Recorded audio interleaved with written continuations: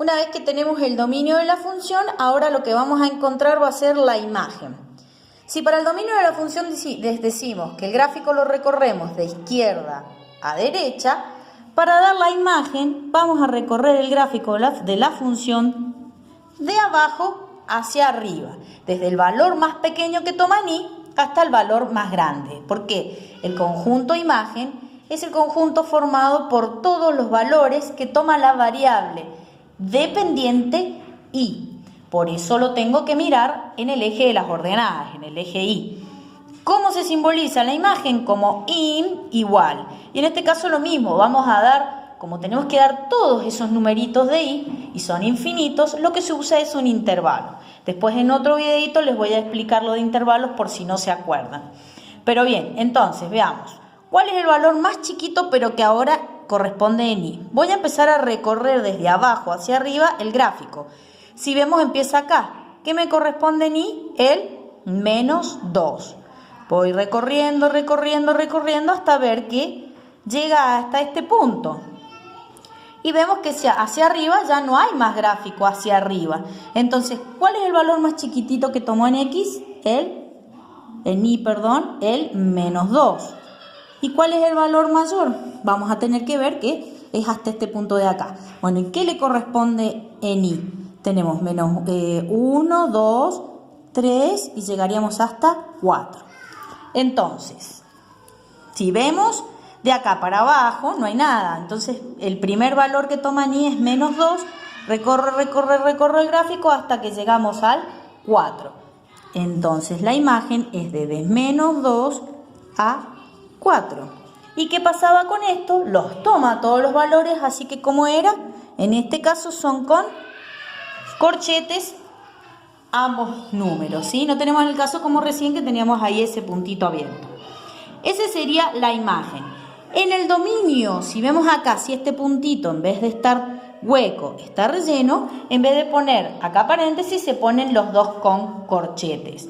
Una cosita más, si en este gráfico a mí no me marcara en ningún momento ese punto, ese inicio y esto continuara, significaría que el gráfico de la función viene desde los negativos, desde menos infinito, y acá tampoco, si me marcara ese final, significaría que la función, el gráfico continúa y entonces tomaría todos los positivos. Cuando toma todos los positivos y todos los negativos, vamos a directamente decir que el dominio es los números reales, que ya lo vamos a ver con otro ejemplo. En este caso, el gráfico está acotado acá y me dice que el dominio viene desde menos 3 hasta 7 y que la imagen empieza desde menos 2 y a donde termina. Voy recorriendo con mi dedo, voy recorriendo todo el gráfico y vemos que llega hasta el 4, desde menos 2 a 4. Recién estuvimos viendo en videos anteriores y dijimos cuáles eran los ceros o raíces y la ordenada al origen.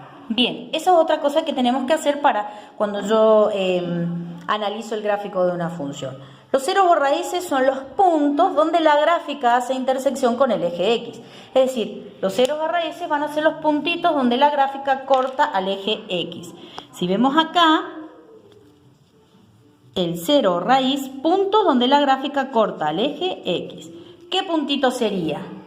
Ese punto de ahí que corresponde a ¿qué? 1. 1 de X y recuerden que los ceros o raíces siempre para y vale 0. ¿Cómo vamos a escribir el cero raíz? Como x igual y vamos a dar el valor de x, que en este caso es 1. Así se escriben simbólicamente los ceros o raíz. Cuando son más de 1, ¿hay uno solo o hay algún otro punto más? Fíjense que acá tengo en este punto hace intersección y si vemos acá hay otro puntito. Entonces, tenemos 2 ceros o raíces. ¿Uno cuánto vale? Menos 1. Y el otro vale 1. Como son más de 1, lo vamos a ir poniendo como x1, x2, para ir simbolizando que son más de 1. x1 vale 1, menos 1, perdón, el puntito donde cortó menos 1, y el otro vale 1. Los ceros o raíces son puntos donde la gráfica hace intersección con el eje X.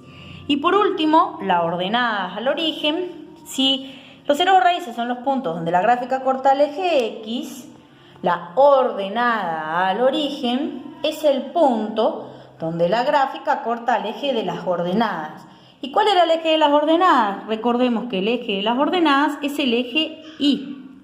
Por eso se llama ordenada al origen. No se gastaron mucho con el nombre, ¿no? Entonces, ordenada al origen, puntito donde la gráfica corta al eje X. ¿Qué punto es este? 1.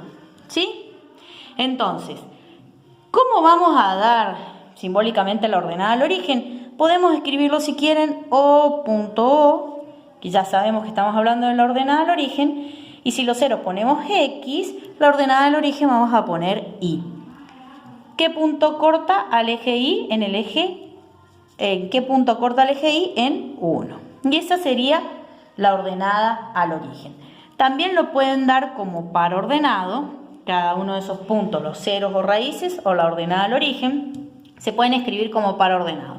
Si vemos acá, este puntito, ¿qué coordenadas tiene? El punto que está sobre el eje.